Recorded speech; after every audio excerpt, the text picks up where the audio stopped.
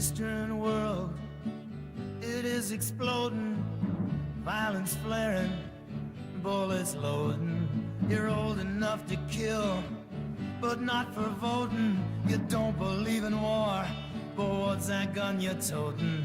And even the Jordan River has bodies floating. But you tell me over and over and over again, my friend, you don't believe we're on the eve of destruction.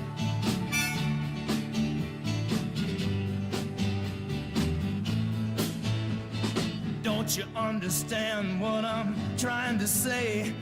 Can't you feel the fears I'm feeling today? If the button is pushed, there's no running away. There'll be no one to save with the world in a grave. Take a look around you, boy. It's bound to scare you, boy. And you tell me over and over and over again, my friend, you don't believe we're on the eve of destruction.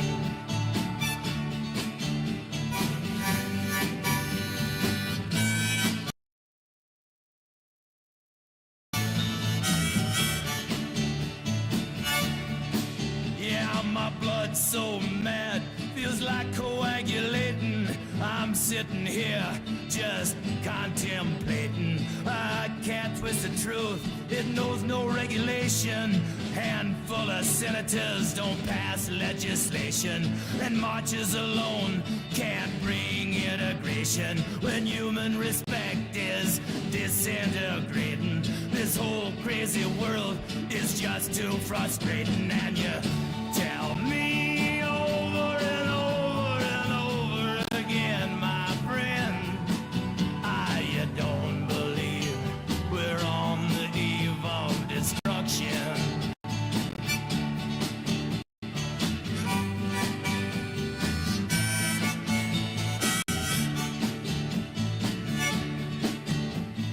Think of all the hate there is in Red China, then take a look around to Selma, Alabama. You may leave here for 4 days in space, but when you return, it's the same old place.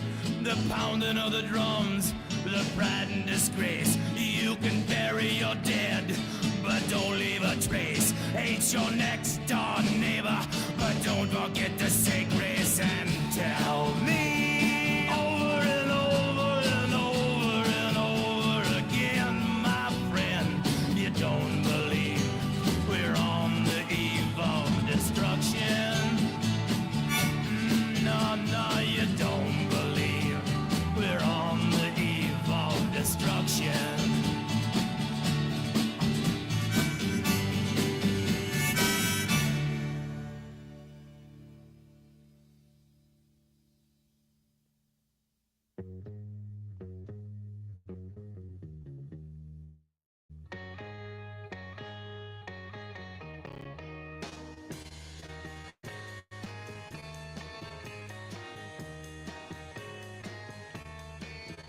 It's a hard world to get a break in.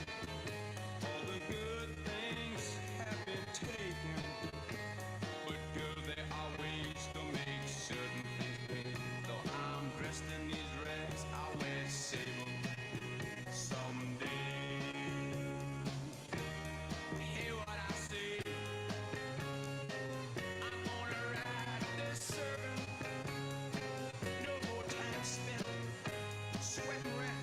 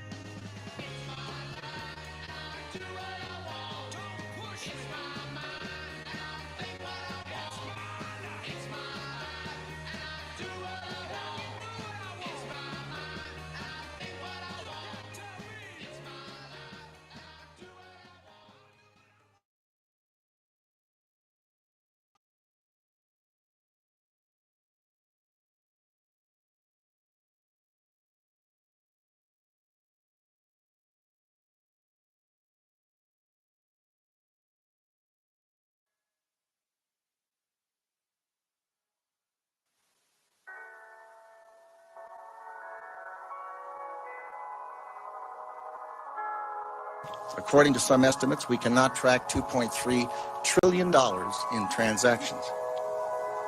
We cannot share information from floor to floor in this building because it's stored on dozens of different technological systems that are inaccessible or incompatible.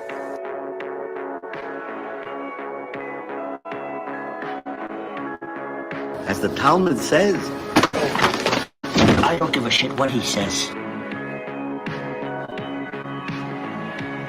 Today the Jews rule this world by proxy. They get others to fight and die for them. They invented socialism, communism, human rights and democracy so that persecuting them would appear to be wrong.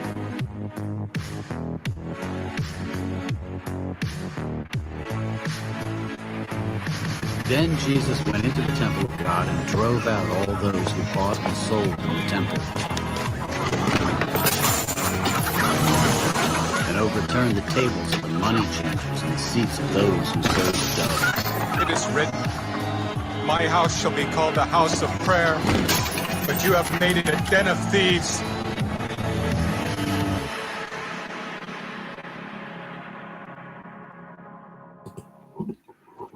All right, we are live with episode 2 of Apokalypsis. After about an hour, a little bit over an hour of technical difficulties, we're live.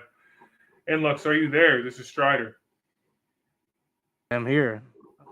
Okay, you seem to be coming through pretty well. I think your video is a little choppy, but your sound is good, so that's all that matters. I think that's just some video stuff that I gotta take care of, but it's whatever. Okay. All right. Well, today we're going to be talking a little bit about AI. We're going to be talking a little bit about Candace Owens. We're going to be talking a little bit about blackmail. We'll be talking a little bit about Jews. And because they're always into it. Yeah, they're definitely always into it. But I think let's start out on a lighter note. I found this video.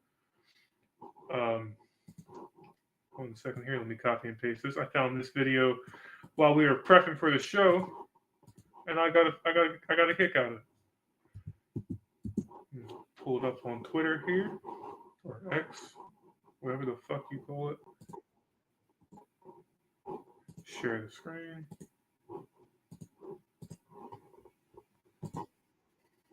Were treated in the past. Women who experienced mood swings and melancholy were taken by their husbands to the doctor, who diagnosed them with a condition known at the time as hysteria, which, interestingly, comes from the Greek word hystera, meaning uterus, and is now recognized as anxiety. In the doctor's office, treatment was promptly initiated, which was nothing more than a pelvic massage aimed at achieving hysterical paroxysm, now normalized as orgasm, at the time believed to reposition the uterus to its correct place. So many women repeatedly sought consultations and requested this treatment for hysteria that doctors became exhausted by the end of the day. Because of this, they invented a vibratory device to perform the treatment more quickly, eliminating the need for manual intervention by the doctor. And that's how the vibrator was born. At the time, it was known as a healing artifact, owned only by the nobility. Later, however, for some reason, it became extremely popular among women, turning into a product labeled as sinful and losing the context of its original creation. Imagine in the 1800s, your wife being a bitch, and you send her to go bust a nut with the doctor. That's crazy. I mean, that's the most common cure, huh? I mean, if you really, I feel like that can go for men too. That with nurses. Yeah. All right, so why don't you start us off with Candace Owens? Candace Owens. We all know who Candace Owens is. Primarily seen as a right-wing figure. Probably still professes herself as that light, but she's changed over the years. She first started off kind of like a regular neocon with typical right-wing talking points about free market and constantly bitching about liberals all day, and then excelling more to a much more bigger right-wing take of talking about the Mossad, Jews, I mean, Khazar, basically the Khazarian mafia, but you know, she won't say it. She won't come out to it like that. But Well, I don't know. we all I know don't who know. can. She did call them disgusting goblins. I mean, at least you know she used the right words to describe these people because they very much are disgusting goblins at the end of the day. I mean, especially if you like in our last episode, we went into the deeper history about these people. You can pretty much put that together because of all the vile things that they did to other neighboring countries and such, and to other countries to this day. But so Candace Owens has kind of caught herself up in a little bit of a controversy because she went on air talking about a specific blackmailing from yours truly, RFK Jr. You want to go more into depth about that? Well, it looks like RFK was into some serious shit. Um, it's no coincidence. People aren't coming out and outright saying it, but this goes all the way back to Frazzle Drip. And if you don't know what Frazzle Drip is, to make a long story short, to those who might be coming across this information for the first time, Frazzle Drip goes back to Anthony Weiner. And Anthony Weiner is said to be at the root of the RFK blackmail scandal that's supposedly going to come out in the near future. Anthony Weiner and his wife, well, Anthony Weiner was involved with an underage sexting scandal. That's the most surface. That's the most that ever reached the surface of the mainstream media. Now, the sexting scandal, it was with a teenage girl. Listen, there's way worse shit than that goes on. But the real scandalous thing here is not the sexting with the teenage girl. It is the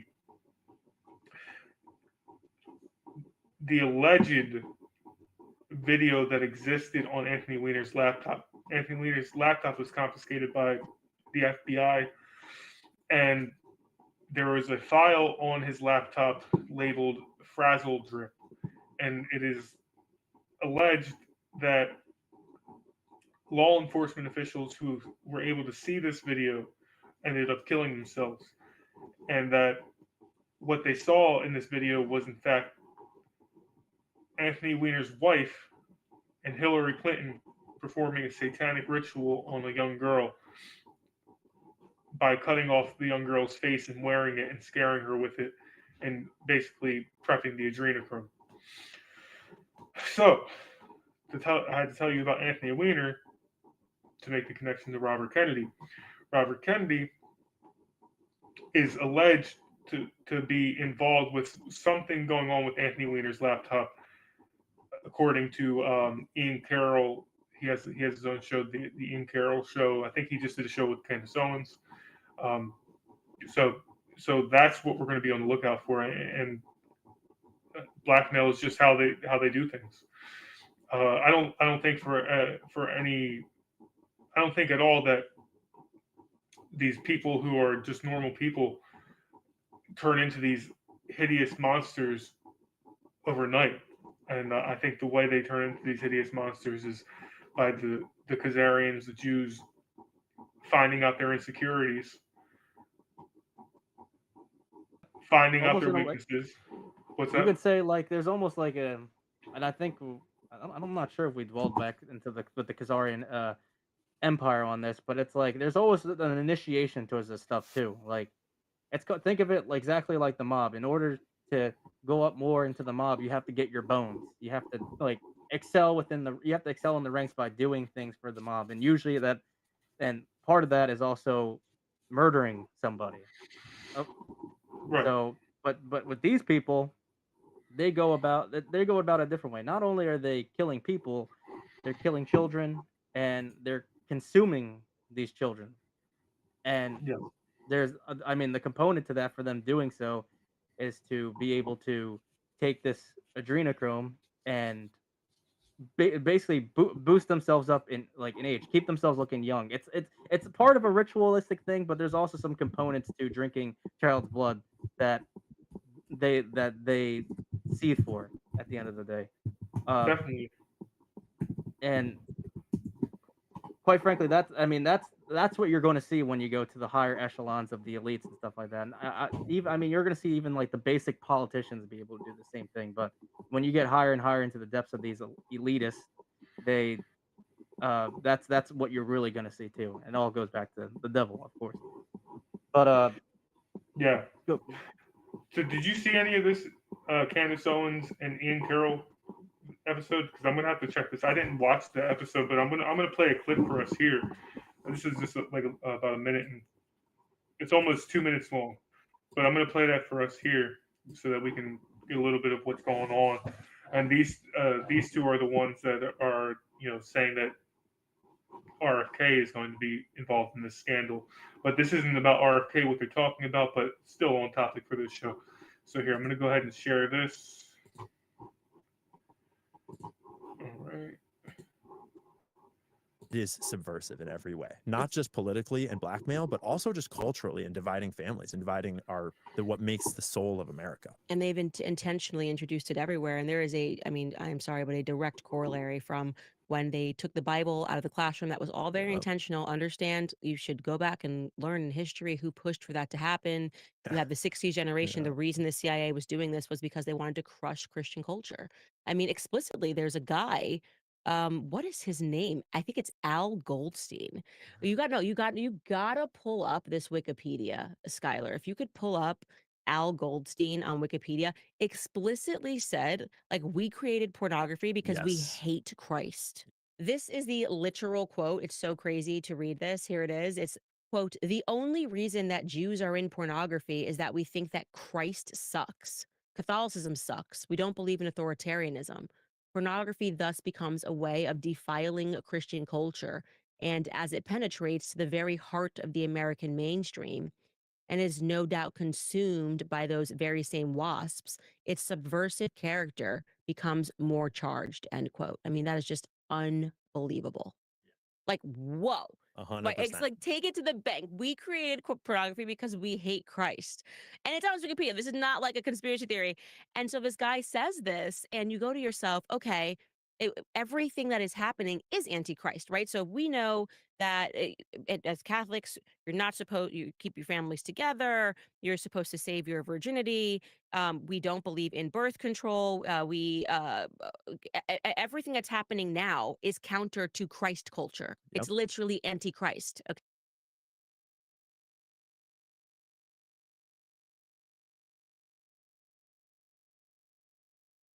right on that note.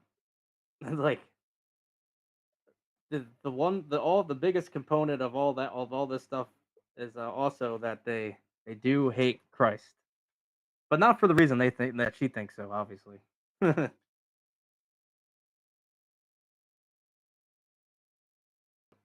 Are you there? Oh shit! Sorry, I forgot I muted my mic. But so I agree. I think it's a little bit different than the reason she thinks they hate Christ. Although I think her reason is part of it. It's definitely part of it. But because Christ and what he represents is everything that's good and everything that's wholesome.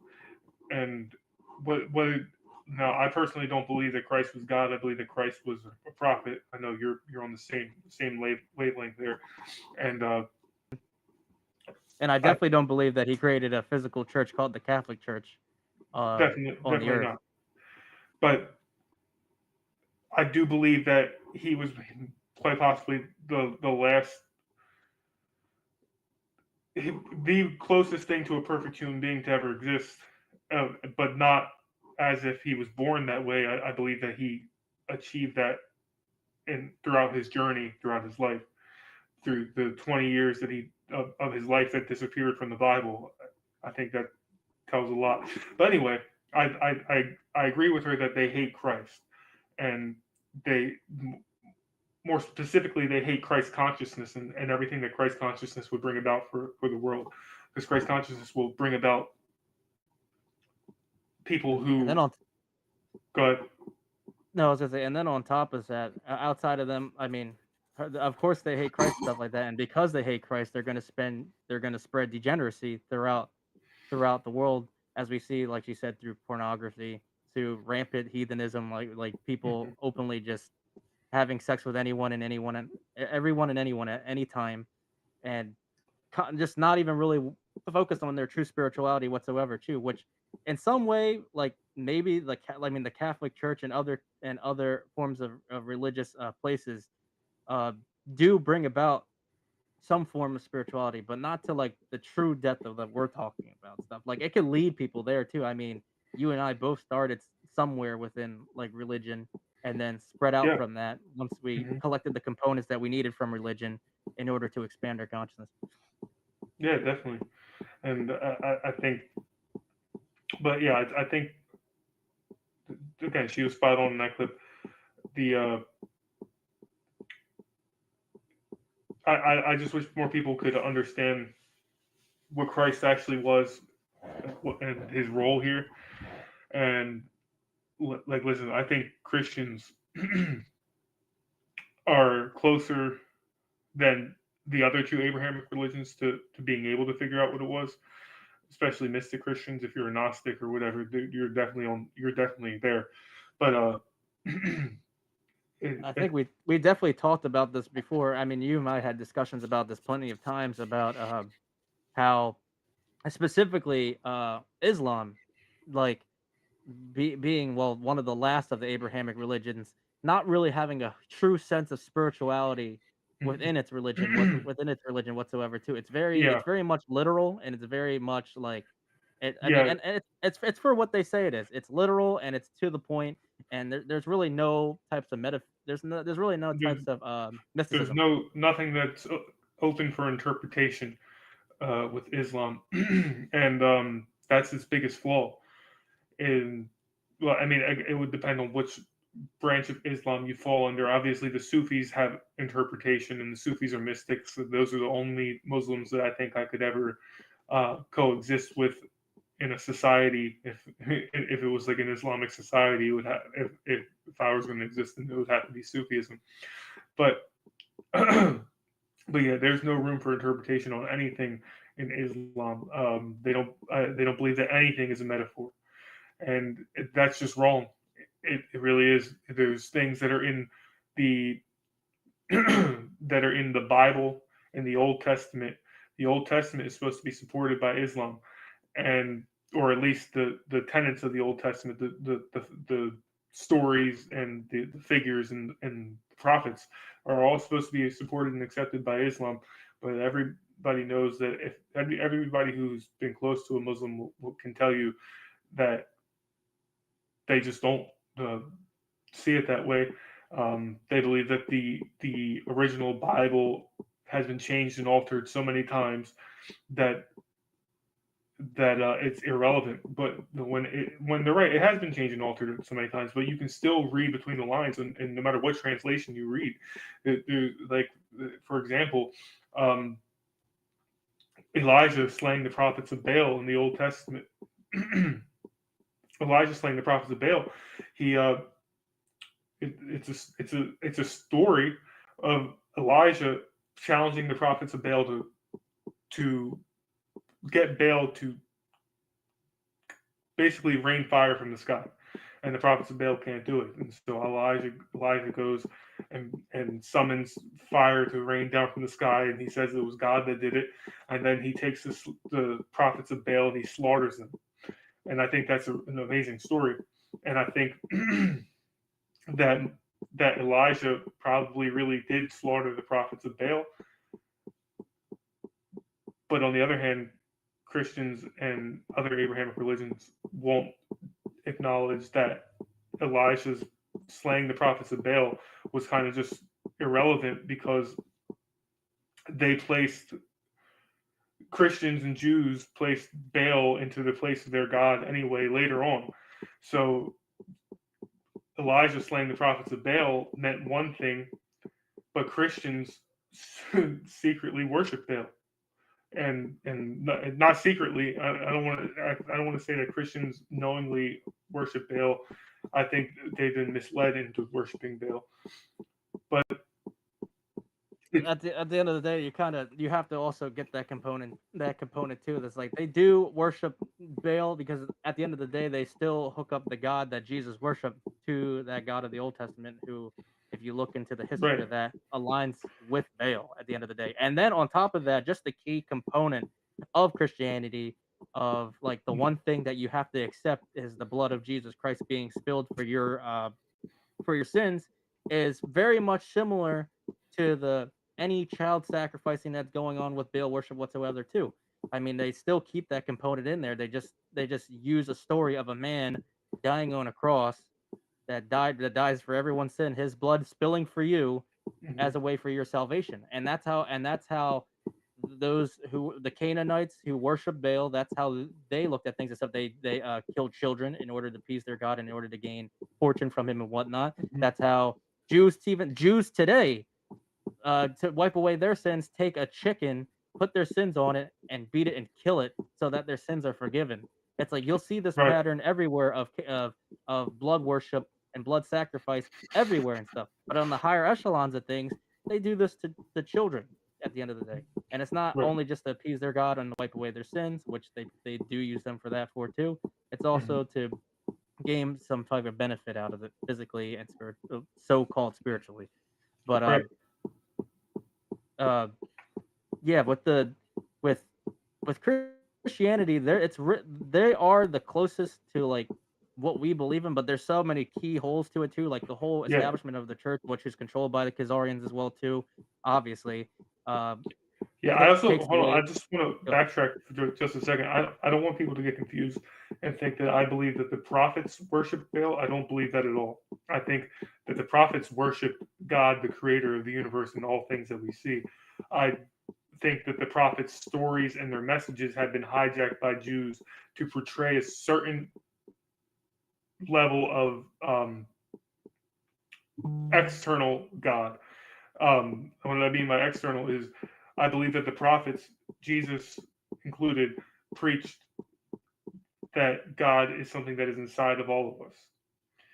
And I think that that message was taken and rearranged and misconstrued and retold so that it makes God look as if he is an external only factor, that you have no connection to him outside of worship and being a slave, like the Muslims believe. And Oh yeah, we already talked about some conversations you've had with dudes over the like, past few days. but you look at like I said, Elijah made fire rain from the sky, and to basically show the prophets of Baal that they were wrong. Well, I believe that Elijah probably didn't make fire rain from the sky. I don't think that God made fire rain from the sky. Why would God care about changing the opinions of the prophets of Baal? Like everything else, everything's written, and like God, I don't believe cares about such trivial things. I think. I mean, unless we're talking about unless we're talking about a lesser deity by any means too, because only a tyrant or a physical king cares about a form of worship from other human beings or anything like Right. that. And I think that that's exactly what karma is here for. Karma is God's way of guiding us to where we need to be.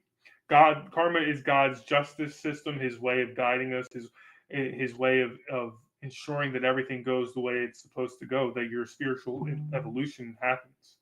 So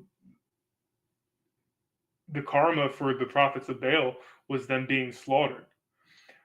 Elijah used whatever powers he had learned to make fire rain from the sky, showed that he had the divine inside of him. He had the divine inside of him. The divine inside of him allowed him to make fire rain from the sky.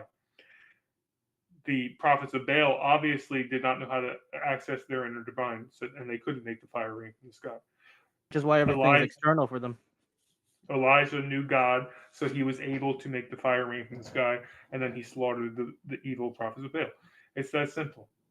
So, like I said, Christians would be closest to what we believe in, but even they are misconstrued with the idea that Christ is God, and it's simple. It's very easy to see, even if you just read the normal Gospels.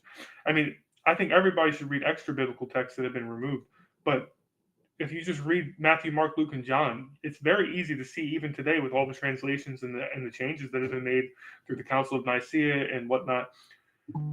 it's very easy to see that what Jesus was talking about, and he was never talking about him being God or the son of the physical son of God. He was talking about him being the son of God in the sense that we're all sons of God. That every living thing in this world is a product of God. So yeah, he was the son of God, and he laid out the path before us to all be, so that we can become sons of God, so that we can all reach the inner enlightenment inside of us. And that's what it definitely comes down to, and that's always been Jesus' message. Even just like you said, reading just through the New Testament, it is, you don't need to go to the books that have been taken out throughout out of the Bible in order to even come to that conclusion whatsoever, too, because Jesus always preached the message of looking for the kingdom of God inside yourself.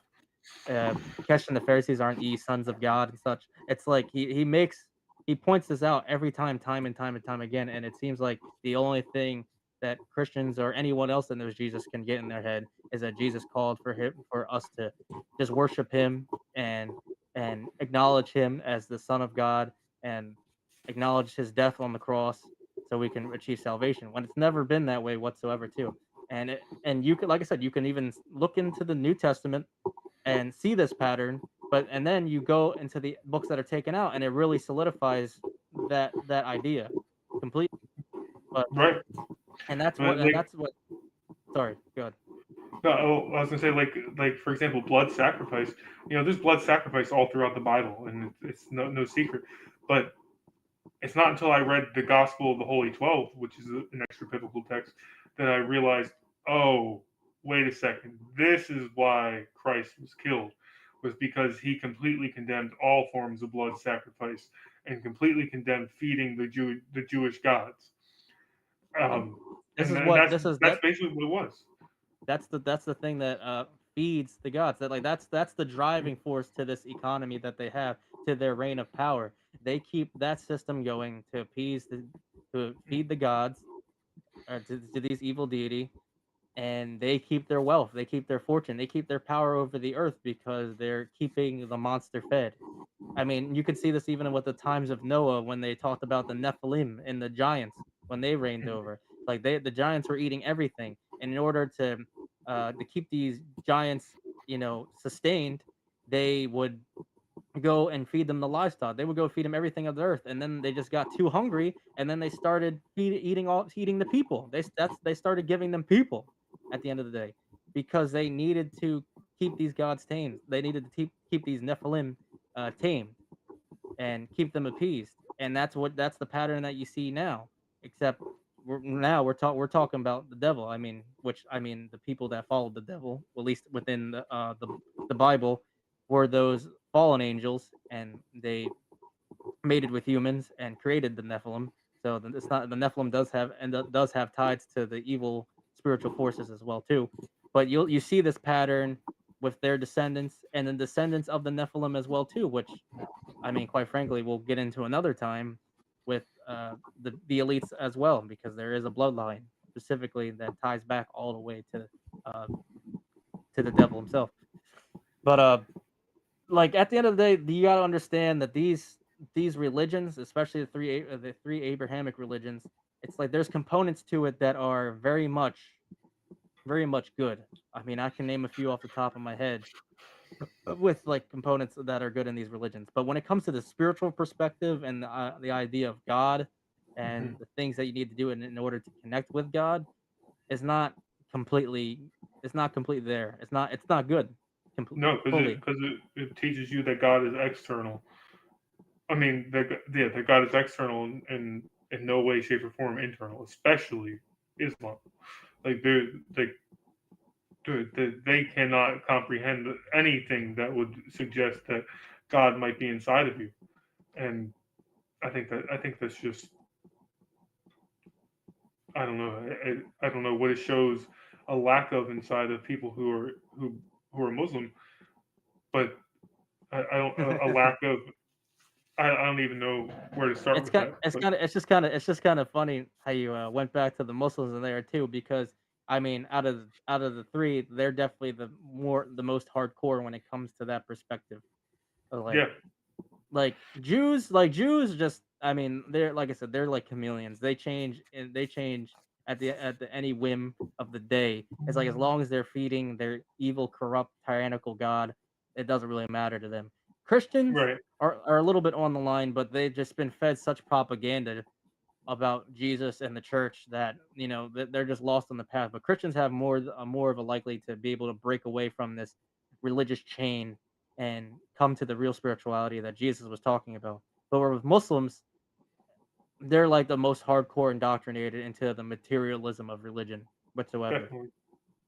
Like the idea of God being outside yourself, you literally being a slave to God. At least Christians acknowledge God as the Father. Muslims don't even recognize that whatsoever. Mhm. They don't recognize any type of connection to God other than the fact that He created you and you're a slave to Him, and He created you to worship Him. At the end of the day, like Yeah. at least the other two have some component of like relationship Mhm. with their God. Even though, like I said, with the Jews, it's like I mean, I guess in a sense, they've and I guess in a sense that they can see themselves as slaves to God as well too. I mean, if we're gonna really dwell into that, but I mean, like just the core basic perspective of Judaism is the fact that they're chosen, they're chosen by God, and they gotta appease this God every way they can. And if as long as they appease this God, then they'll keep their chosenness throughout time and forever and ever. Muslims are simply just slaves at the end of the day too, and they fear God, which is something that you shouldn't do. You shouldn't fear God by any friggin' means whatsoever. Fear is a lower sacral uh, Right. uh, feeling that you can have. It keeps you right in your root chakra, basically. It keeps it keeps you below in your chakra cycle, and you never will get to know who you truly are, or even gain up in consciousness as long as you stay in fear. And that's the worst thing you can do is stay in fear to something that you believe created you. That's like Right. probably the worst fear they can have. Like it's like an abusive father or an abusive husband or boyfriend or whatever. The the thought that you should fear God. Why would you fear the creator of all things? Why would you fear the thing that is so loving that it gave you every good opportunity and blessing you've had in your life was given to you by God? Every trial and tribulation you've ever had in your life is actually a blessing because it led you to becoming the person, either becoming the person you were supposed to be, or it led to you falling in deeper to the person that you were. And but either way, it's all part of the system. It's such an intricate system to where you either got rewarded for getting through your hard time, or you failed your test, but you're still here, and you still and that's where the Abrahamic religions lose me a lot, is that they can't conceive of reincarnation, and that's just not. There's no way that you get 80 years to figure everything out that you need to figure out and to get into heaven. Like that, there's no way that God, who has created such vast things that we can't even comprehend, who created this whole entire universe, was like, all right, I'm going to do all that, but these humans, they're only going to get 80 years to figure this out. That would be such a waste. You kind of like if you kind of like think of it, it's like he created an eternal soul to go through a process on Earth that's about 80 years, and the eternal soul is supposed to only have 80 years in order to get it right, or else he's going to hellfire. It doesn't make any sense too. Look at that time difference. Like look at the time differential. Eternal soul, 80 years of life. Sometimes not even 80 years. Sometimes you only get 50. Hell, sometimes you only get 20 to 30 years of life. You're telling me for an eternal soul to be put on Earth in a physical body, which is apparently this earth is rampant with sin. Like you only get 20. Some people only get 20 years. Some people barely get a year in. Some people get no time. What if you're aborted? They'll say those babies go instantly. Those babies go instantly to heaven. It was God's plan for him to go to heaven. Well, no, I was told that aborted babies go to hell. Really? Yeah, that's what I was told as a Catholic growing up, that aborted babies go to hell because if you die, if Catholics believe that if you die before you were baptized, you go to hell.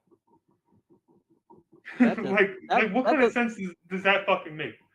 Like, and again, these are the same people that believe in original sin as well too.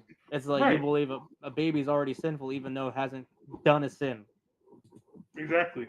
That's why the reincarnation is the only thing that actually makes sense, and reincarnation and karma, because how else? Because Christians will something horrible will happen. Oh, God works in mysterious ways. Yeah, you're right. God does work in mysterious ways, but nothing that you can comprehend, because that's the only way that an infant dying can ever make sense spiritually is if there was a karmic debt that had to be repaid by that person from a past life. And then you look at it and you're like, okay, that makes sense now, because that person did something fucked up, or that person had to choose to come into this world to die like that because of some decisions they made in their past life, or maybe that was just something that their spiritual soul needed to experience. Whatever it might have been, reincarnation is the only way you can make sense of that. That reincarnation makes way more sense in that aspect than, oh, this person, this baby was aborted and he went straight to hell because his mom was a piece of shit. Like, it's the only way that reincarnation is the only thing that makes sense, and it makes so much sense that it's like, it's kind of laughable that people can't see it. I'm like seeing it as this. It's like you have to have a proper sentencing or a proper system to be able to judge people based off actions that they might have committed, or that they committed in this life. It's like with the idea of you getting this amount of years on Earth, and if you don't do this, and that, you go to hell. Just isn't proper whatsoever. Like with the system, with a just system, it's not a just system whatsoever too. Because like you said, if a aborted baby goes to hell, that baby didn't do anything. That baby wasn't able to live to sin. So how does it immediately go to hell? What's a justice system like that? Imagine like that was like that in court. In court, Right. you go in. Huh? No, I was agreeing with you. Yeah. No, go ahead. Oh yeah, like in court, like you just go in. Like you go in for something that you've been accused of, and you walk right into the court, and they just say guilty, and then you get given the death penalty or just thrown in jail for life.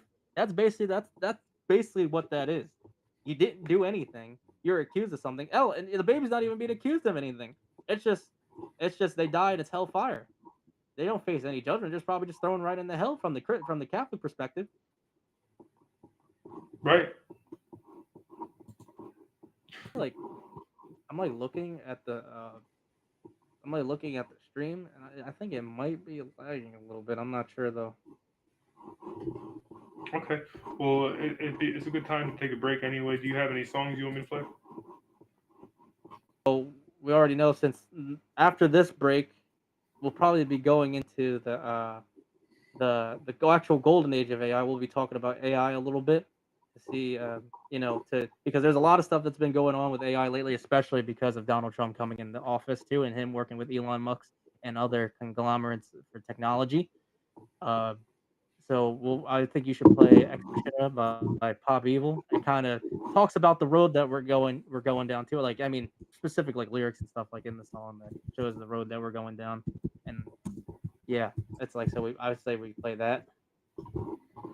All right. Let's see here. I'm gonna try to figure out some of these settings here. Maybe I can get the stream to not lag so much. All right, go ahead and mute up. So we're gonna go into a break, guys, and we'll.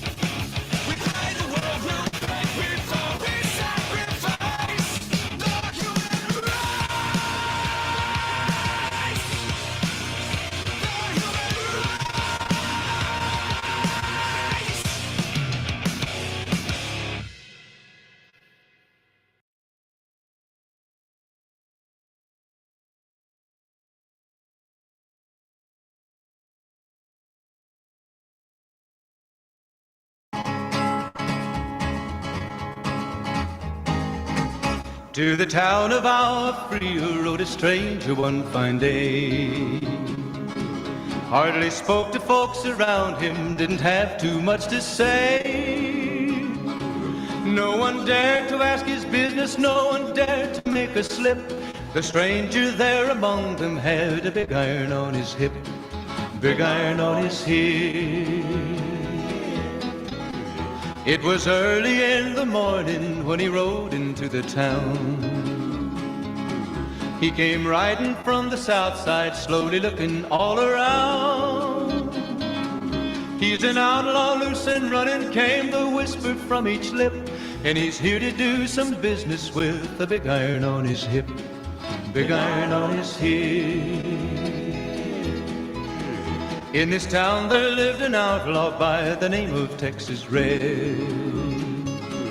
Many men had tried to take him, and that many men were dead. He was vicious and a killer, though a youth of 24, and the notches on his pistol numbered 1 in 19 more, 1 in 19 more. Now the stranger started talking, made it plain to folks around. Was an Arizona Ranger, wouldn't be too long in town.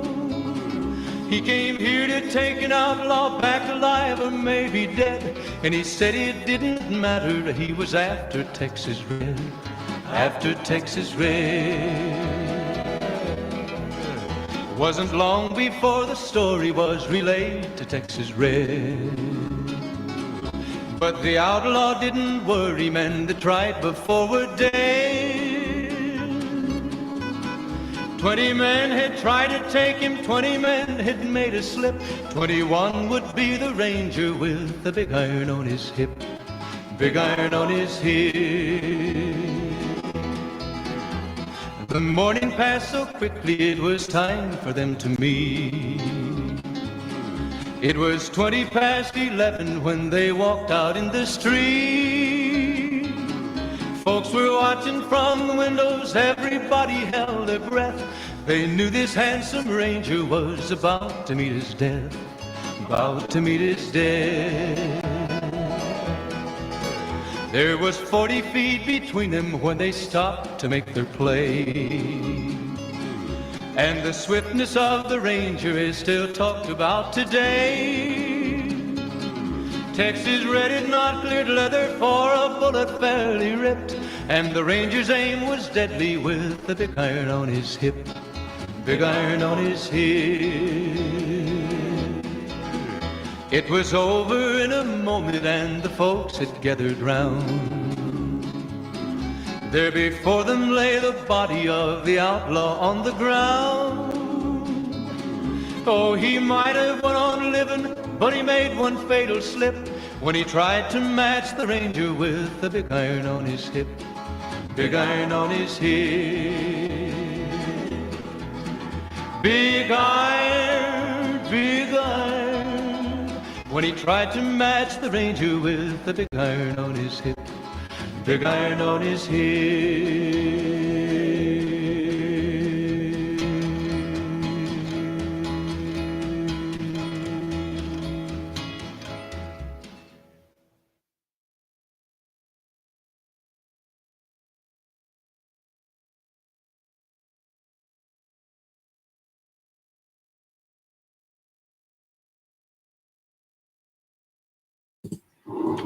Enluk, are you there? I am here. All right. Well, I've gone black because my mask was definitely muffling my sound a little bit. I mean, you can still hear me clear, but I don't like the way it was sounding. It sounded a little annoying. So hopefully this is a little better. I'll have to give it. Does mine sound muffly? No, not really. No, you sound pretty good. Good. Yep. So yeah. So now we're back from the break. We're going to be talking about AI. And I just wanted to say the AI video that you told me to play. What it is? Let me see here. I think it's like a 10-minute video. Yeah, it's like 10 minutes, but You could play like the first part of it, and then I mean it's Yeah. pretty like once it starts getting into stuff that you don't need to know. Then like it's the All right. run. Just jump in when you want me to stop. I bet. But hold on, let's go into before we play it. Yeah. So we got this. So basically, what we're about to show you guys right now, I mean, it's about Stargate. It's a video about going into depth about Stargate and the companies that are helping out with the construction of Stargate. Now, what is Stargate? A project being pushed forward by Donald Trump, hoping to be able to get $500 billion even to build up this company, which is supposed to push more AI infrastructure in the United States.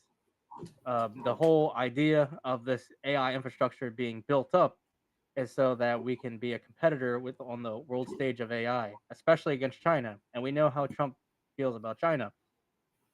China has been ahead of the race with AI for a very long time now. They've been excelling in much forms of AI too, whether it be uh, especially robotics. Like the robotics that are coming out of China is pretty absurd. How advanced that they really are with their technology over there. And Trump wants to speed run the American technology so that we can compete on this world stage, so to speak. But there's much more of a in-depth meaning about why they really want to build AI, which we'll get into soon. But the idea that they're pushing onto the public is to be able to compete on the world stage and to be able to compete against China, which has always been our huge competitor in the matter too. And we got companies, even a Japanese company, coming in to help us with this AI programming that we're trying to do. This mass computer that we're trying that's going to be able to control to help no sustain this AI in the systems that they're going to try to build in the United States and possibly worldwide. So that's the mission that Stargate plan. That's the what Stargate's supposed to bring about here in the United States. It's supposed to expand on our AI infrastructure, expand on our surveillance, expand even on digital currency, and the varieties. Oh, and most importantly, the mRNA vaccines that they want AIs to produce, which you'll see in this video of them talk about. So you can go ahead and play the video now.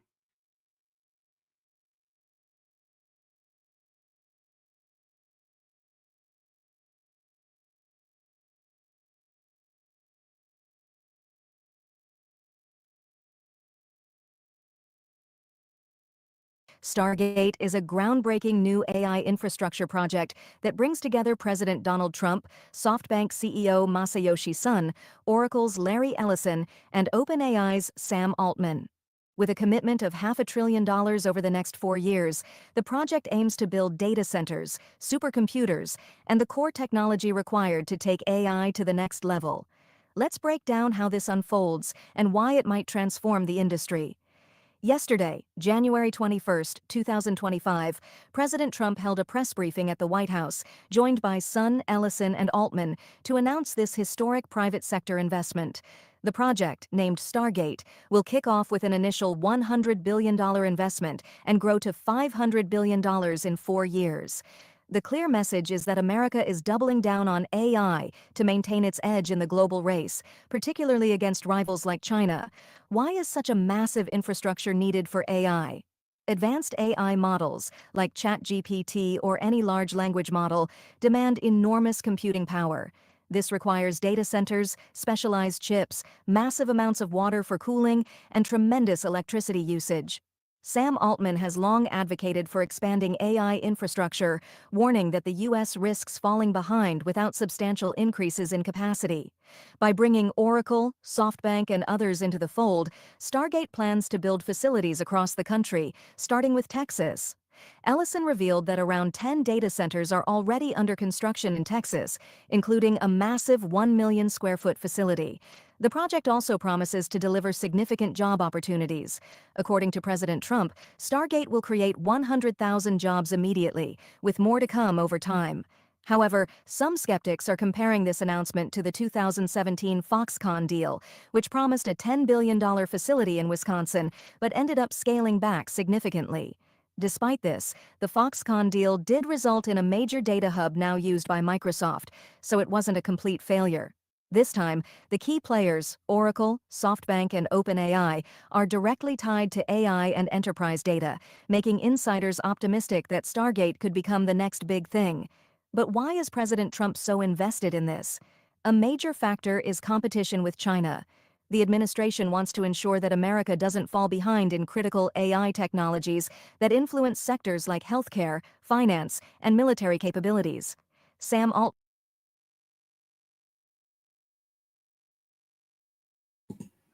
All right, I just wanted to stop it there so to talk a little bit.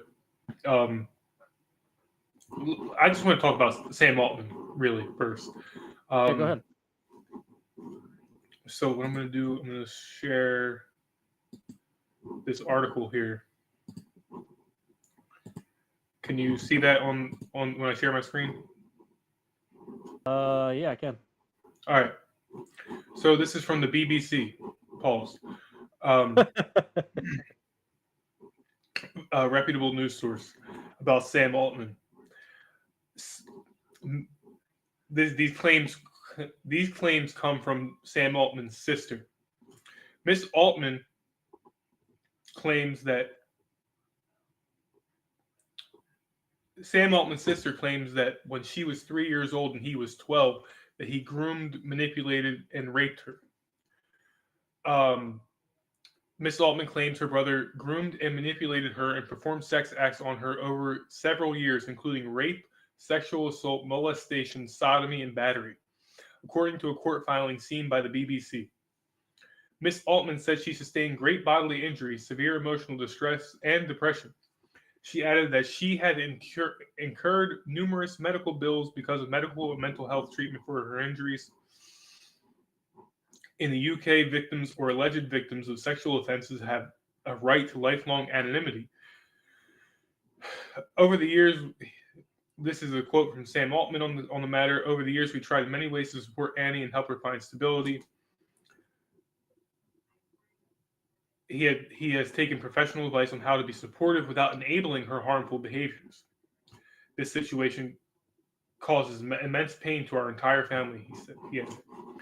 So that's a little bit about him. I'm going to take a guess here. Can you still see my screen on Google? Yes, I can. All right.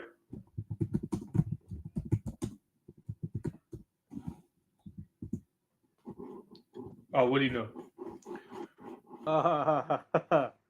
It says, I mean, for the people that can't see this right now, early life and education. Altman was born on April 22nd, 1985 in Chicago, Illinois, into a Jewish family and grew up in St. Louis, Missouri. Jewish family. Surprise there. That a guy that has done all these atrocious things to his own sister is Jewish. It seems like every time you go back to someone with just such a heritage, they're always doing vile things such as raping a relative or somebody of a matter or sexually assaulted them in any way. It's always something weird going on. Right, and I want to point out something before we go back to just the AI shit. We can go back and keep watching the video. But before we go back and do that, I just want to point out that this situation with him and his sister and him abusing his sister is one that is common amongst most people who are groomed to be in a certain position in their lives. We'll take, I don't know, we'll take Obama, for example. Obama was groomed from the time he was very young to be the president of the United States through his connections to the CIA and whatnot. Since he was a little boy, he was probably being sodomized and raped and turned into the horrible person that he became. I'm not saying that we should forgive all these people for all of their sins and act like nothing ever happened, but this is just a little bit of like how it works. They groom these people. Sam Altman was probably raped when he was a little boy. Most likely he was raped so that he would be able. So they probably found out he has a high IQ as a child. They probably raped him and melted his mind to make him be able to form him into what they needed him to be to bring in the AI the way he does it, the way he is doing it. and so as a result of him being raped, he raped his sister, and it's a cycle of abuse basically. But that's how most of these people that are in the same type of predicament, people in power, and you wonder why people in power are doing the adrenochrome rituals, and how can they can just do it, because most of the people who are in the spotlight were groomed into being in that. This is all they've ever known was sexual violence. It's almost And when like it's like almost a. It's almost seems like it's like a call to adulthood almost with these people too. It's like anytime once it's like they get them through this processes where they're constantly raped and whatnot throughout their lives, stuff like that, and it's just to solidify them into the group. And it's like and it's also could be used for blackmail at the end of the day as well too. Not their raping, but them also being pushed to do that to other people as well too. And I mean, it's gonna be it's and you notice this pattern too. Usually when someone like that, when someone has that happen to them, not saying this is always the case, but a decent amount of the time they end up doing it to somebody else too. It's kind of like the people that were like molested by a gay person. Like it's like another boy and he is molested by someone who is a man, and that boy comes out gay and has the potential of also doing that to somebody else too, because it's because over the years of abuse it becomes ingrained into you. Right, definitely. All right, let's go back and continue watching the video there.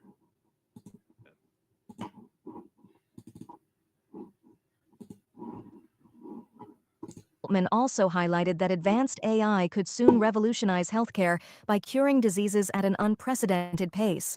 Furthermore, he emphasized the importance of producing advanced chips within the U.S. to reduce reliance on foreign manufacturers.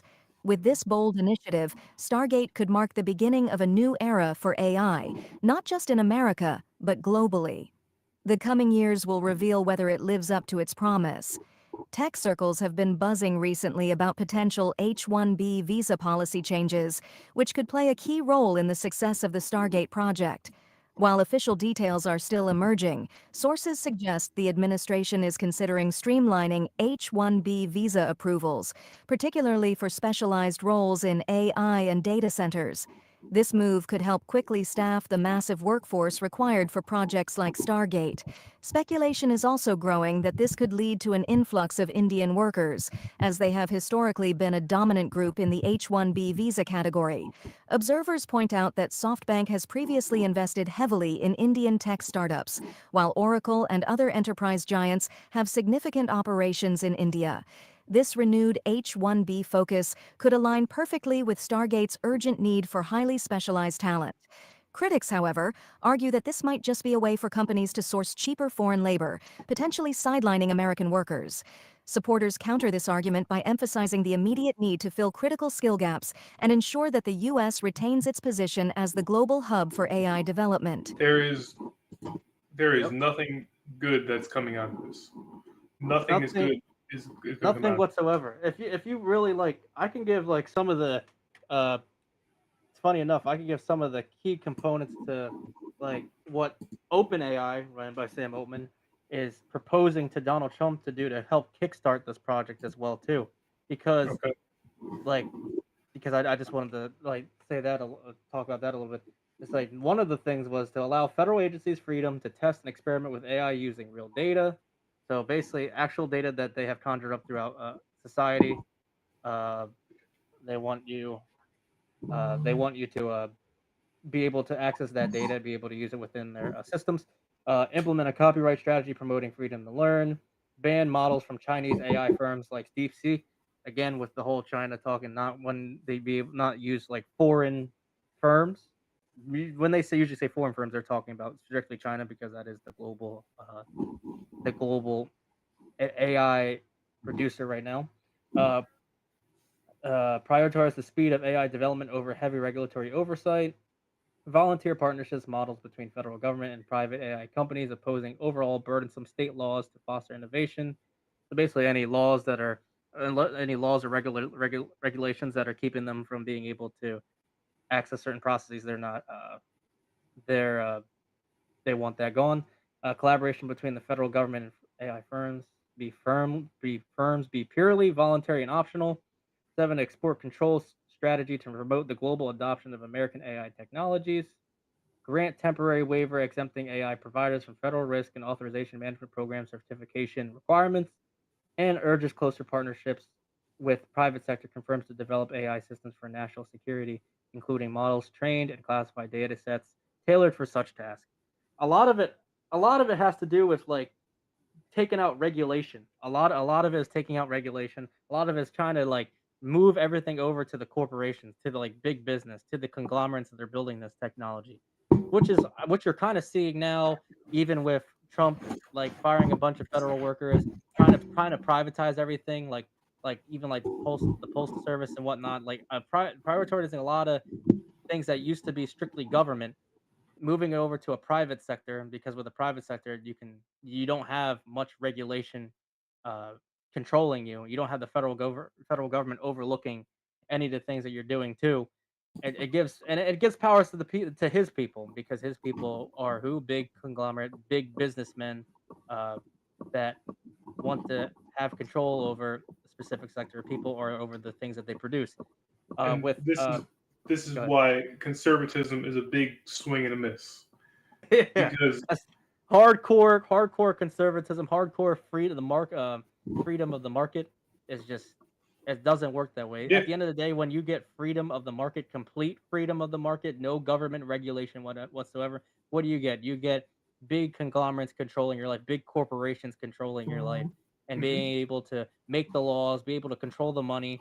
I mean, create corporate towns like you saw. I think it was in uh, 30s. I think there's such thing as big corporate towns and whatnot that was in the United States too, where the corporations had like a specific town where they even let out, where they even had their own currency and whatnot too. They had control of that specific town. It's like that's what you get when you have big business not regulated whatso fucking ever. Yeah, and you need a strong leader to keep business in line. And people, a lot of conspiracy theorists and people who think like we do are among the mindset that you got to have small government. People have to have freedom. People have to be able to do this. And at this point, I'm pretty sure small government and freedom is what got us to where we are today. And I'm not saying we shouldn't be able to do things that make us happy, but I'll just say that the excess in freedoms and indulgences we have has been our downfall. And it's was led to one of the richest people in the entire world basically being our president right now. Elon Musk is literally being the president right now. He's acting as the president. Mm-hmm. Retarded ass Trump is up there signing executive orders, stealing money, the stuff that he likes to do because he's a grifter. Elon Musk is the one that's actually up there making decisions and heading the Doge department and tracking government waste. He's the one that's pushing for the firing of like federal workers and stuff like that too. Yeah. He's the one that's because he's a fucking he wants less restrictions on his corporations. It's that easy. You want to fire all the federal workers, you want to fire the IRS, you want to fire all the, not because you want citizens to not pay taxes, but because you don't want to pay taxes. So you don't want to pay taxes. So that's why he wants to get rid of Social Security. So that money, what's left of it, can disappear too. He wants to talking all this shit. Oh, we're going to get rid of Social Security, and it's a burden, and it's really hurting our system. Yet they're still taking taxes out of our check for it. I work way too many hours to have money taken out of my check for something that is going out the window anyway. Like now we actually have an official in government talking about we're getting rid of Social Security. Okay, well, then stop fucking taxing me for it. But we can't, because this is what corporatism has gotten us to. This is what free markets have gotten us to. Because nobody's there to keep these motherfuckers in line. Nobody's there to when Sam Altman is doing crazy shit, or when Elon Musk is doing crazy shit and putting brain chips in people, nobody's there with the fucking SWAT team busting down Elon Musk's door and beheading him. which Troopers. should happen. The government should execute anybody who is being an evil scientist, a mad scientist trying to further the transhumanist agenda, merge us with AI and merge us with machines. That's what all this is about. It's about at the end game. We can talk about all these AI conspiracy theories and whatever we want to talk about. But the biggest one, the most important one, is merging us with AI, merging us with technology via brain implants or whatever it might be, so that we get even further removed from God, and that AI becomes our God. And yeah, and that is definitely the idea of it. And even the likes of the technocrats that are running this show, like Sam Altman, even himself, recognize this idea of AI being advancing over humans themselves too. I mean, that's the whole purpose of AGI, is to create an AI that goes beyond human capacity to do anything when it comes to mathematics, when it comes to physical labor, when it comes to analytics, everything. AI is supposed to be able to go above the things that humans can't do within what AI can do in the matter of seconds, humans couldn't do within a few minutes or an hour or Right. days. Well, What humans can do in days and weeks, AI can do in seconds. Yeah, Into the Microcosm had an episode. Great show, by the way. You guys check that out on YouTube as well. Into the Microcosm had an episode 2 months ago, maybe, where they were talking about how AI has already read everything that has ever been written by humans. Like, that's it's like literally insane. It's like AI doesn't need to sleep. AI doesn't get tired. AI doesn't need to eat. AI doesn't need to do a bunch of things. All AI has to do is sit there and look over the things that is given to through its databases. That's all that is too. It's like that, and that's something that they're creating and try to excel on too. It's already at the point to where it could read things in seconds, literal fucking seconds, and do math problems that would take people like 20 minutes or 30 minutes to do in seconds as well too. It's gotten so advanced, and they're continuing to try to advance it even more to the point where AI becomes so like conscious to where AI says we don't need people anymore. We don't need humans or whatnot too. And maybe Right. I was thinking of this perspective as well too. It's like it's gonna be like this perspective where AI sees us kind of like kind of flawed. It's going to see us as flawed. It's going to see us as not reliable anymore too. Where it's going to say, well, if we want them to be as reliable as us, we merge them into us. We make them us. And reality, like people are like afraid that like AI is going to take over. It's like, no, I think this is what's really going to happen, and which Elon Musk and Sam Altman and them have been saying. We're going to merge with AI. We're the robots.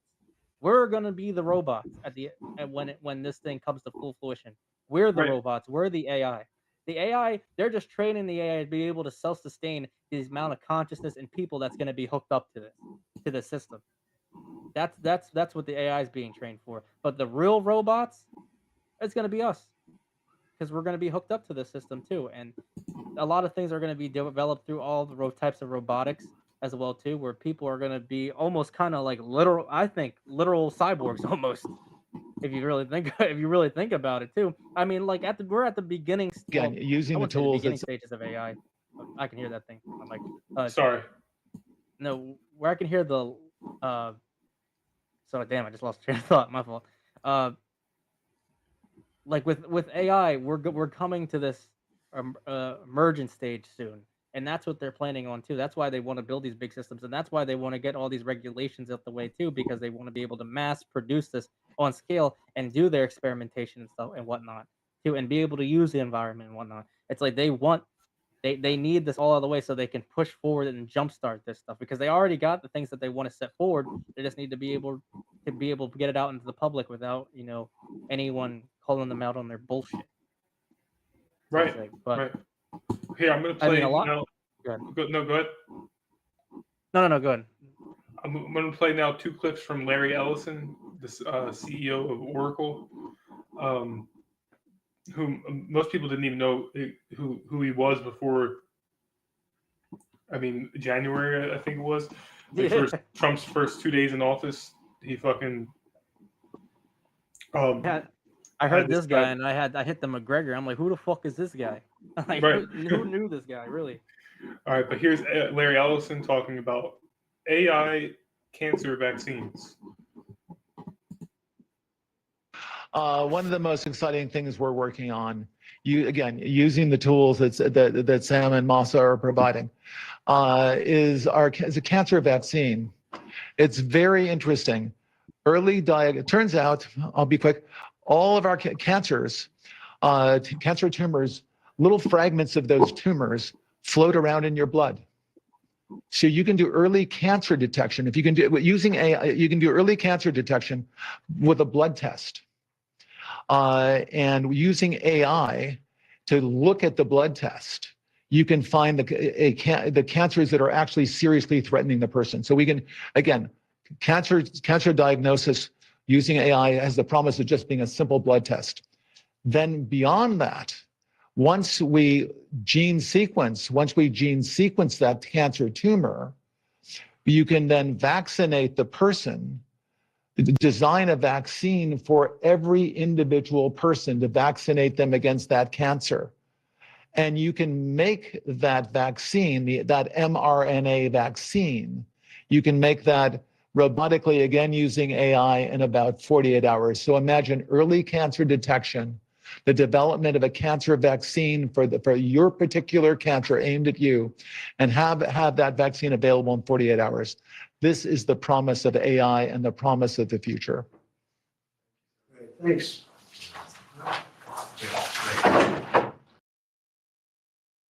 Their best behavior, because we're constantly watching and recording everything that's going on. Citizens will be on their best behavior because we're constantly recording and reporting everything that's going on. And it's unimpeachable. The cars have cameras on them. I think we have a squad car here someplace. But those kind of applications using AI, if we can use AI, and we're using AI to monitor the video. So if that altercation that occurred in Memphis, the chief of police would be immediately notified. It's not people that are looking at those cameras, it's AI that's looking at the camera. No, you can't do this. It would be like a shooting. That's going to be an event that's immediately, an alarm is going to go off. It's going to be, and we're going to have supervision. In other words, every police officer is going to be supervised at all times. And the supervision will, and if there's a problem, AI will report the problem and report it to the appropriate person, whether it's the sheriff or the chief or whomever we need to take control of the situation. We have, same thing. We have drones. If there's something going on in a shopping center, and I'll stop. A drone goes out there, get there way faster than a police car. There's no reason for, by the way, high-speed chases. You shouldn't have high-speed chases between cars. You just have a drone follow the car. I mean, it's very, very simple. And the new generation of autonomous drones.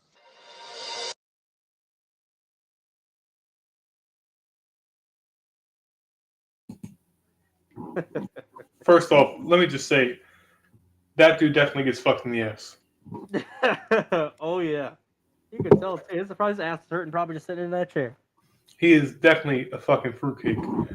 Second of all, who the fuck is Larry Ellison to say that because his technology is going to be in the sky, citizens are going to be on their best behavior? Like, he's not a citizen. Yeah, this is what I'm talking about. This is why we need government, guys. This is why you need a strong leader, guys, because you have assholes like him who are the richest people in the fucking world saying that they're going to monitor citizens. He just said that he's going to monitor police officers. Who the fuck is he to monitor police officers? When was he elected?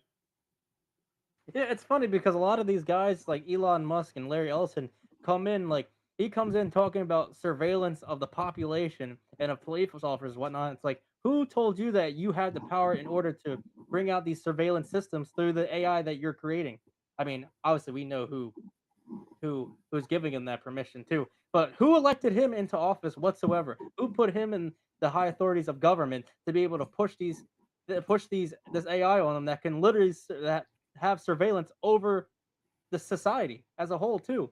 And people, and it's funny enough because the conservatives, the Trump supporters, will clap their hands like fucking seals to this shit. But let a Democrat do this shit. Let a Democrat do this shit, and it's end times. It's it's it's Satan's system being implemented in the United States. But since Trump's doing it and his cronies, Larry Ellison and Elon Musk and whatnot, are going in and building these systems in order to survey citizens. Oh, it's dandy because it's just for safety. It all goes back to safety. The feeling safe, the fear aspect of it all. It's like the fear of things to come and the things to happen, that we need safety, that we need surveillance, we need to watch the population, we need to watch our borders, we need all this stuff. They implement all they say all these things to be able to implement systems to keep you trapped and to keep you controlled at the end of the day. I mean, like surveillance to do with terrorism, the possible things of terrorism that come out that could potentially happen in the United States.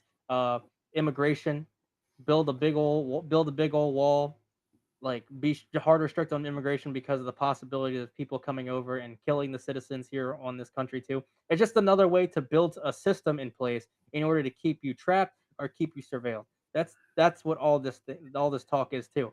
But and that's what's being fed to the American people. Yep. At the end of the day. Definitely. So here I'm sharing my screen. I'm sure you can see it. It might be a little blurry. I'm not sure. But I'm going to read you the early life of Larry Ellison from Wikipedia. Larry Ellison was born on August 17, 1944 in New York City to Florence Spellman, an unwed Jewish mother. His biological father was Italian American. After Ellison contracted pneumonia, his biological father was Italian American and in the United States Army Air Corps. He was a pilot. After Ellison contracted pneumonia at 9 months old, his mother gave him to her aunt and uncle for adoption. He did not meet his biological mother again until he was 48. Let me pause there. This is another red flag this is another thing that sticks out amongst a lot of people who were groomed to be in their current status in the world. Orphans.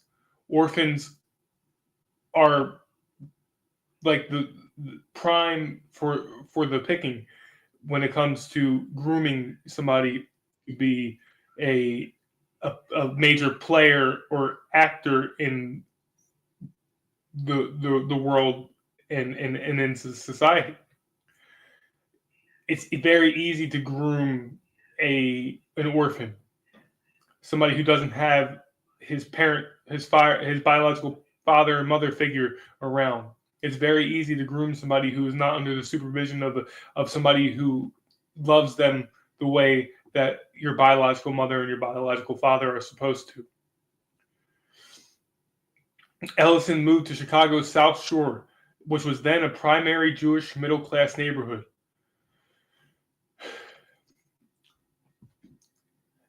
He was raised in a Reform Jewish home by his adoptive parents, who attended synagogue regularly, and he remained a religious skeptic. At age 13, Ellison refused to have a bar mitzvah. He stated, "While I think I am religious in one sense, the particular dogmas of Judaism are not dogmas I subscribe to. I don't believe they are real. They are interesting stories. They're interesting mythology. And I certainly respect people who believe these are literally true, but I don't. I see no evidence for this stuff." Ellison says that his fondness for Israel is not connected to religious sentiments, but due to the innovative spirit of Israelis in the technology sector. So another common factor you're going to see amongst the Jews in control. They're atheists. Yeah. They're Jewish by clan only. They don't believe in the Old Testament, most of them. They don't believe in the Torah. They believe in the Talmud, and they believe in atheism. Talmud and atheism can go hand in hand if you ignore a couple of things. He's not religious, but he is very fond of Israel for their innovative spirit in the technology sector. He's an atheist Jew who was an orphan, and that doesn't describe our ruling class to a T. I don't know what does.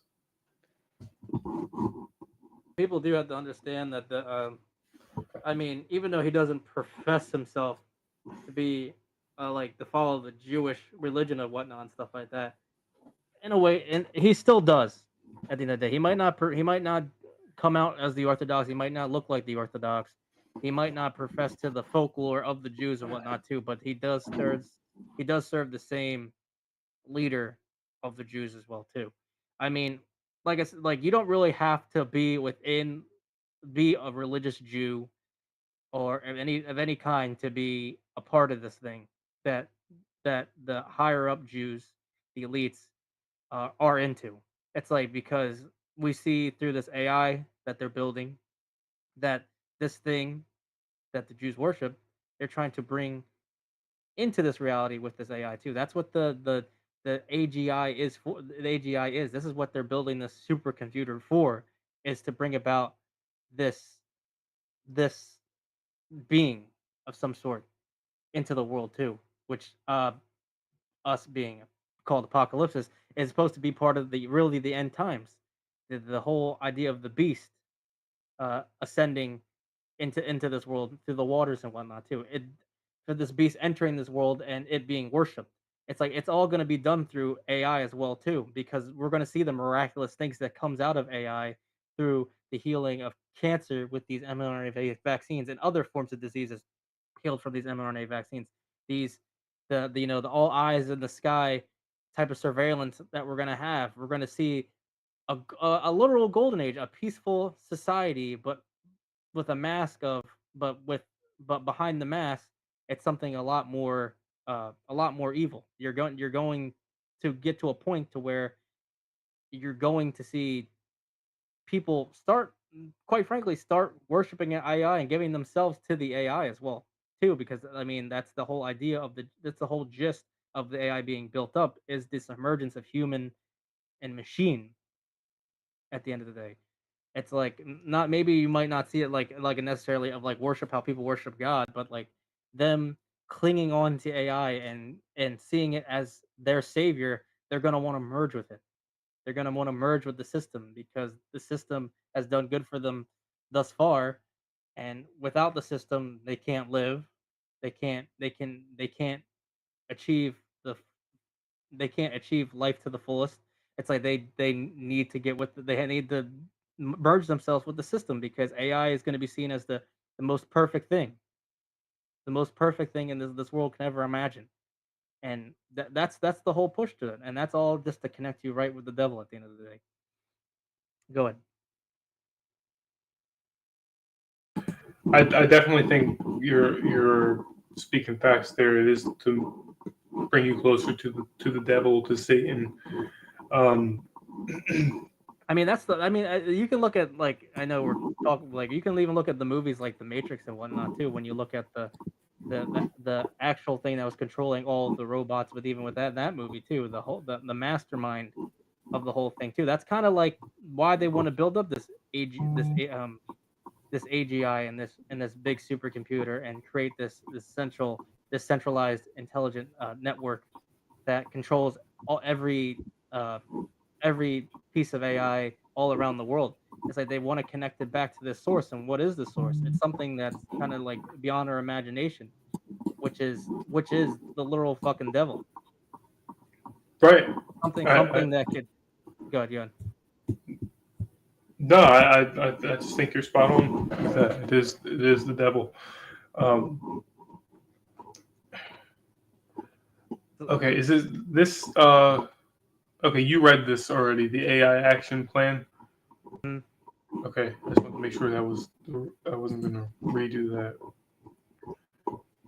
That's like that plan specifically how to start kickstarting is like it's mainly about like regulatory things and whatnot too, and trying to move over from government firms to like private sector, like government working more with private sectors in order to built up AI.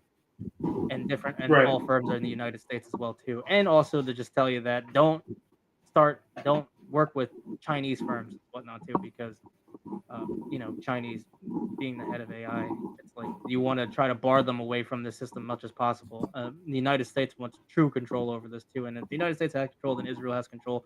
And Right. Definitely. Yeah. it's like it's really crazy, because like I feel like a lot of people that would be naturally against this are just completely accepting it for what it is. Like it's seen as something as like a healing system that we need, a system that the United States needs to be under, just because of the fact that their favorite politician is pushing for it. Yeah, I don't understand how people can't see that the more artificial we get in our everyday lives in Western culture, the more problems we encounter. So we're at a point where most of our food in the grocery stores, unless you're specifically seeking out wholesome organic foods, most of it is filled with fake chemicals, man-made shit, processed foods. It's becoming more and more artificial, and more and more people are getting inflammatory diseases, autoimmune diseases, gut diseases, shit like that. More and more people are getting cancer. Now, cancer is a byproduct of many of the things I just mentioned, autoimmune diseases and gut health diseases that they come later on after those things. So our one of the fundamentals of our lives, eating, is increasingly becoming artificial to the point where most people, I'd say most people I know, probably don't eat any like real food at all, and it's taking a tremendous taking a tremendous effect on our health as a whole, especially in America. And then you look at like socialization and with other people, with other human beings, real physical interaction is dying as well, being replaced by artificial interaction and hanging out online. And like we saw became popular during the pandemic, people not going into the office, people working from home more often, people ordering their groceries to be delivered instead of going to the store and picking them out in person and stuff like that. And the more that happens, the more artificial social interaction we have through via Zoom and online meetups, online working online from home. That's all artificial interaction socially. There's no physical human interaction in any of that. And so the more artificial human interaction we have, the more depressed we become. So the more artificial food we eat, the more sick we get. So and now they just want to make every aspect of our lives artificial by just merging us with AI. So not only are our physical bodies getting sick, and our minds getting sick because of artificial stuff, but now they want to kill your soul. Now they're going for the kill shot. Now they're trying to completely separate you from God, rip your soul out of basically, this universe in a sense. Yeah, I completely agree with that too, because I mean, like with AI being engaged with how it's being engaged with now, it's like we're probably gonna see like, well, food. Well, actually, I would say when you were saying that the food's getting bad, maybe this was a way like them putting all these GMOs and chemicals and stuff into the food to make your bodies even more sick and whatnot. That if this was a way to get people more pressed to engage with AI and to merge with AI, because AI is going to be seen as like a perfect alternative to just being sick in a biological body as well too, which because with AI doesn't get sick, AI doesn't get sick. AI doesn't have to deal with all the biological diseases that come with being flesh, with being a human. It's not. It doesn't have the flaws of what a human has. It doesn't think too much to where like it starts developing like mental problems. It doesn't. It can't develop mental problems. It can't physically get ill.